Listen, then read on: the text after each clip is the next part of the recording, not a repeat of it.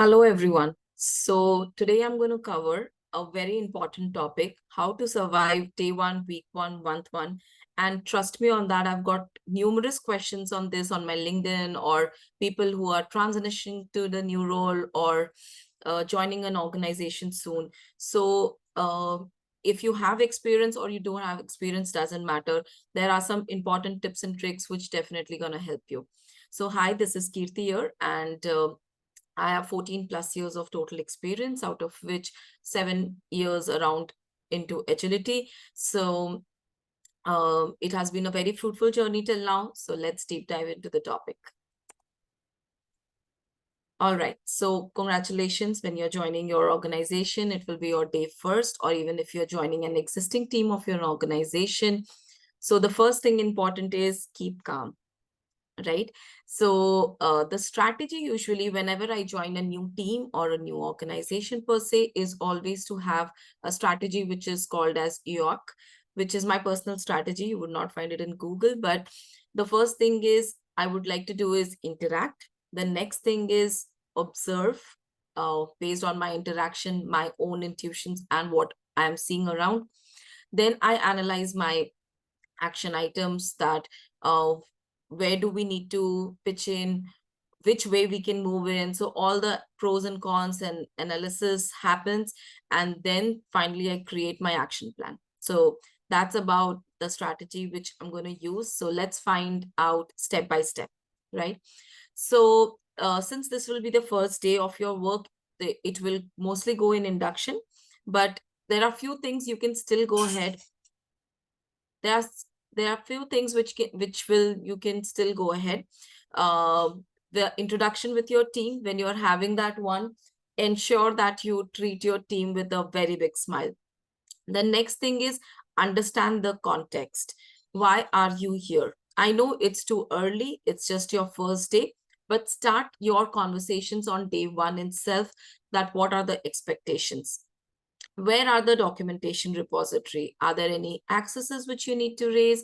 What is it like to gain access to the documentation you want to review in next week or so? And any tool setups, if any, right? So this is your first day. Like I mentioned, do wear your big smile when you meet your team, right? Then moving on to week one. So build relationships is one very, very important factor. Before even we start with anything else, building relationships is the first key point. And how you can do is by doing one-on-one conversations, by trust and psychological safety, by talking to your teams informally. So the structure which I usually follow in my one-on-one is I first introduce myself. I explain what experience I hold so that they can help me and guide me accordingly.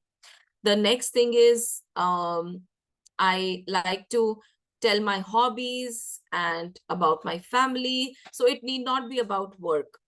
It's not necessary. It's more about to create that personal connect. And then I hand over, or I give the control, the conversation to the person with whom I'm having my one-on-one. And with all possible stakeholders or teammates, I try and have my one-on-one in first week itself, or maybe next 10 days. At the last of the interaction, I just ask that what is one thing, if you can point it out, which I can help to contribute in the team. So that ways the ball is in my court. It's not something that is intimidating to the team that, oh, somebody else has now come. They were going to put an authority and they're going to ask us to do some things. That is not the intention.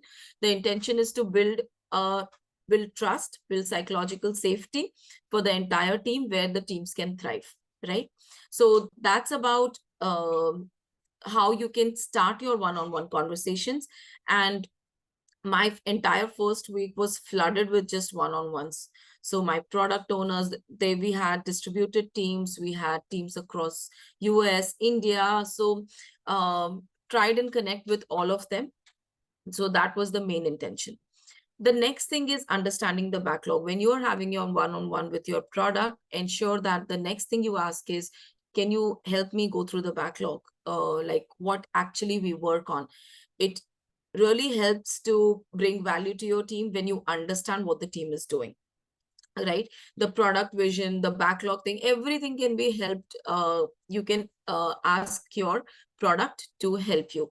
And trust me, in my first week of one-on-ones, the leads and all, when I said I really want to contribute to this team, they were saying, because you have set up this one-on-one on your own without anybody telling you, it really clarifies and it signifies that you're interested to really contribute. So that's the magic of being proactive. And it also helps to know your teams informally, right? What hobbies they like, what is their area of interest, what do they like about their job. So any such kind of thing, right? The next thing is assess the processes. So what happens is, usually when the not very seasoned Scrum Masters, when they join the team, they simply jump to what is the DOR, what is the DOD, where is the backlog, is the Scrum board there, are the matrices in place.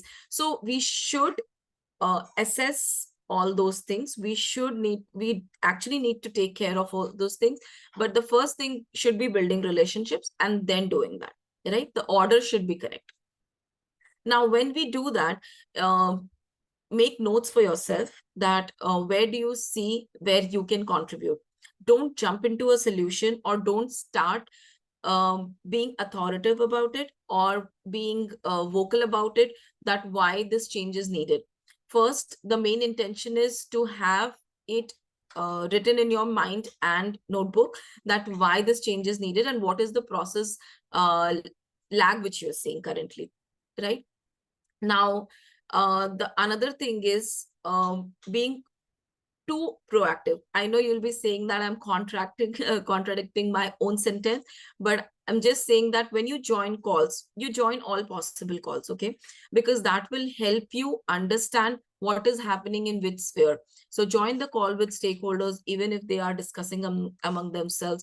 Join the calls with teams for your code review calls. Join the calls with your backlog refinements, even if there is a backlog owner or the product owner and the teams are self-sufficient.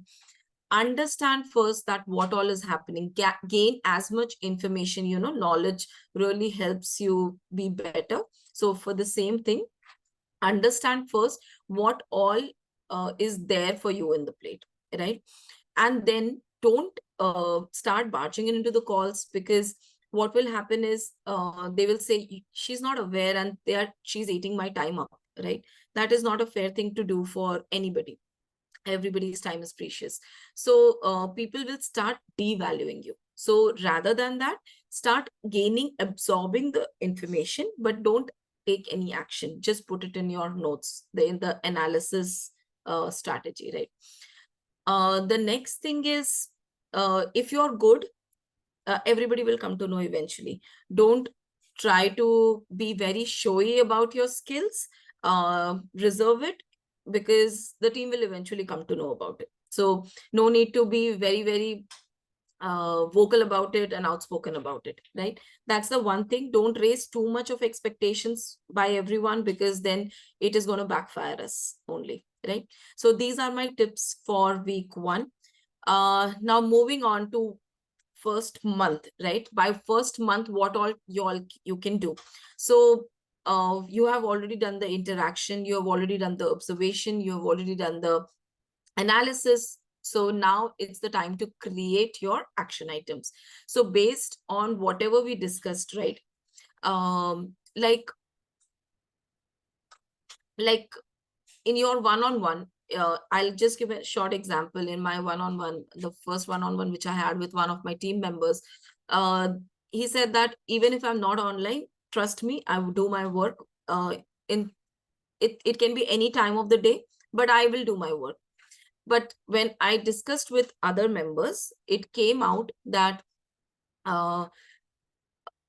people are not online when I am online, and it is very difficult to communicate to the team, because that time we were working in work from home mode. And still till now, there are so many organizations which are work from home, or they are hybrid mode, where there's a flexibility, anytime you can come, anytime you can go. So That ways, this becomes very, very critical.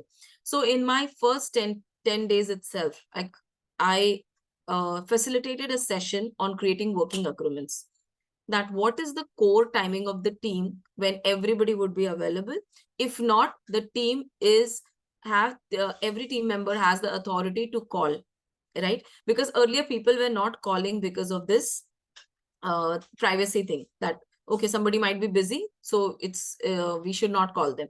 But once the agreement is fixed, everybody has their mind tuned that 3 to 5 anybody can call me, or 12 to 3 anybody can call me. So that ways nobody used to feel until unless you have already mentioned to your team that I'll be out, or I'll be busy, or I'll be on leave. So that way it really helped improve the team collaboration, right? Then schedule your feedback calls. So once you had your one-on-one, that's not the end of the story. The next thing you need to do is schedule and ask, you've been with me for the first month, 1 month. What do you think I can improve further? There are wonderful ideas by the team which might not come in the retro, because many members are, sometimes not very vocal about it. So all those things which you can do for the team, um, you can actually know it in your feedback call. So it will be for you also, for your teams also. So that is a wonderful thing which everybody should be doing it. If in case there is a decline on your, because there are so many meetings for so many members, so it can be possible that people are not willing to spend those 30 minutes. It's fine, it's fine.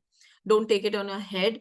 It's okay. Offline, if you meet that person, ask them just casually 1 or 2 minutes, even if they are um not very happy sharing it, it's fine. Other members have already shared, you can action based on that. The other thing which came out in working agreement was, we used to have a charcha call where team members used to join, but not all used to join. We were working in offline mode. But then there was another thing which came out was I analyzed that also, that to improve the team bonding and collaboration, it is important that team interacts in no work mode as well, right? So I arranged online games for the teams every Friday. We reserved some capacity in the sprint. It can be monthly also. Many teams do that as well. But Friday, 1 hour on Fridays worked for us. And I spent quite a lot of effort in actually having some online games, which team really enjoyed. And it really helped boost their team bonding. So that ways it helped. But then, that's what the beauty of Agile or beauty of inspect and adapt is. Once the offline mode stopped, right, the teams got back, then people joining those Zoom calls drastically reduced, because they are having actual real chai with their friends. They go out for the tea breaks, they go out for their lunches and dinners. So what we decided was, as a team, that let free that 1 hour from everybody's calendar, and let's do once in a month team building activity where we actually play some games in person.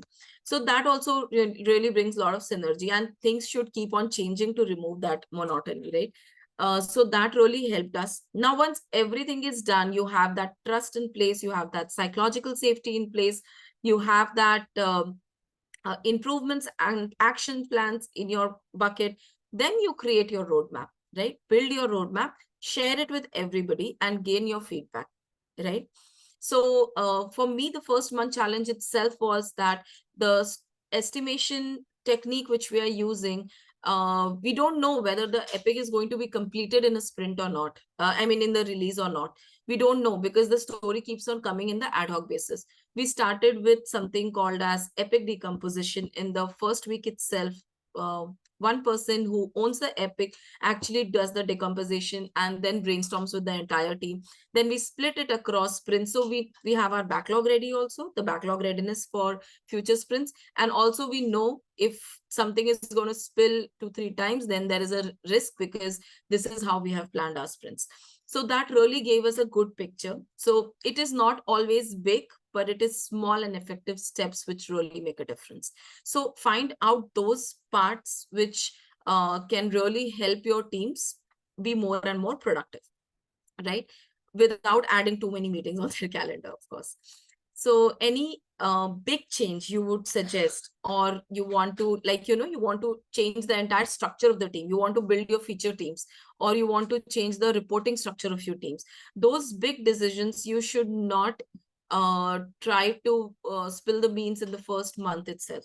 It should only be after 2 to 3 months, when you yourself had adjusted to the environment and not being influenced by your previous experience or environment. So it is very human. Like when we enter, we think what we were doing in the last organization was great, let's start implementing it.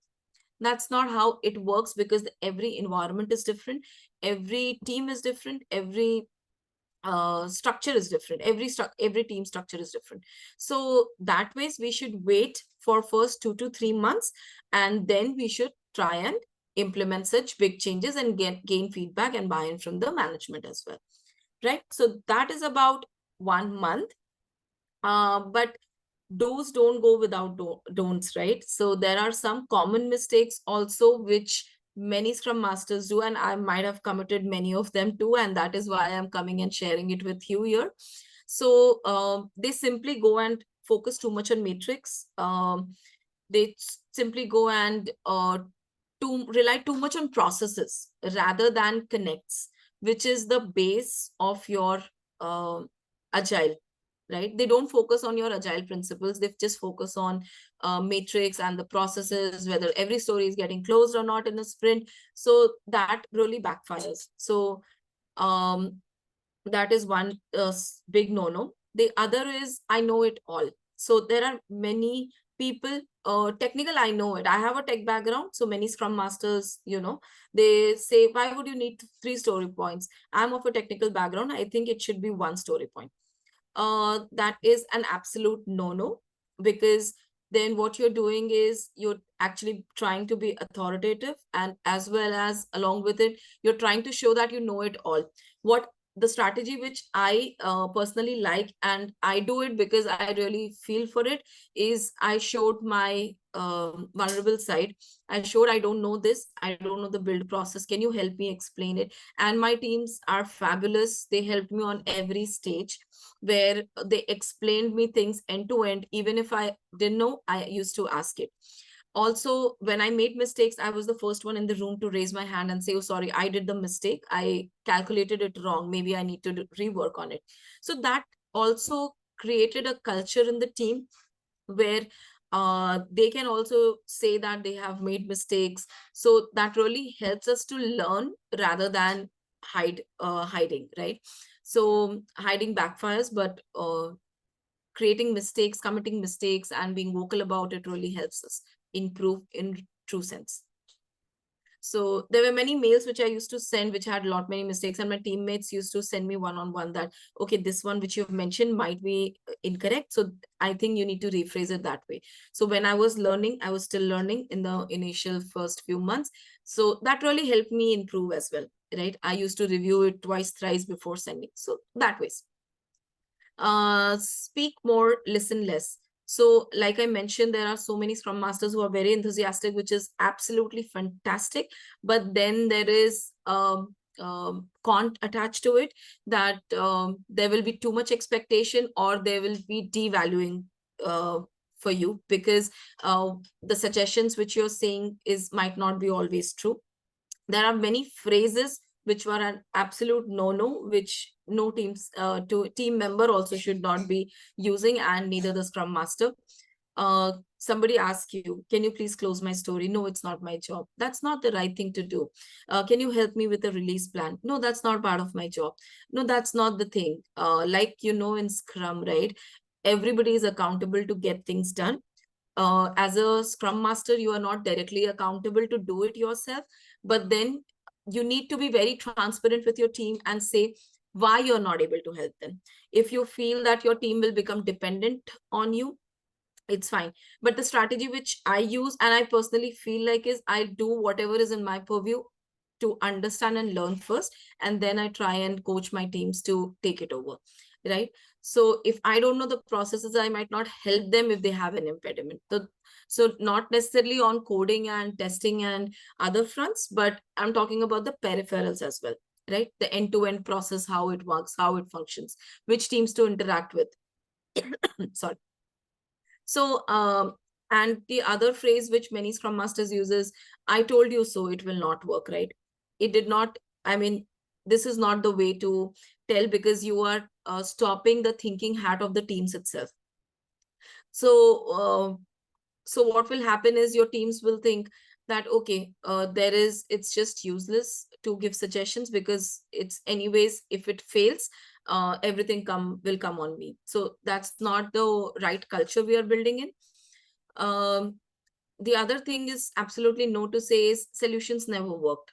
We tried that before, right? It never worked. In the retro, if something comes up again, and as a Scrum Master, I say, that this we tried 3 months back, right? It did not work. Okay, fine. It did not work three months back, because that might there be another situation. But currently it might work, right? You cannot stop your teams from thinking. So that's the main area. This point I've already covered, focusing more on the process than what team delivers. If you really want to understand what team delivers, check your retros, check your reviews, sprint reviews, how much team is comfortable and vocal to talk about the work they have done. Are they confident enough to give reviews to larger audience? Are they giving the business background before giving the demos to the people, right? Are they asking the right questions? What is the cycle time? So this will all help us to understand if the team delivers. Take the feedback from your product.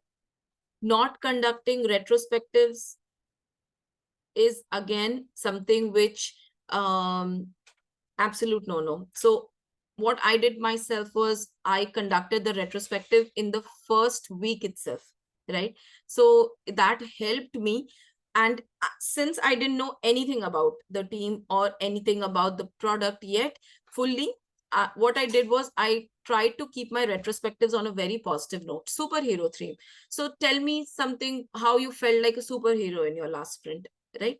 So they used to tell action items with beaming lights on their face that what went well, and others used to add on it. So it really helped me capture the strengths of each and every member, like who is the leader of the team, who is actually collaborative. Some might be very good in technical skills, some might be very good in collaborating across teams, some might be good in giving innovation ideas. So all those things really helped me in gathering the feedback.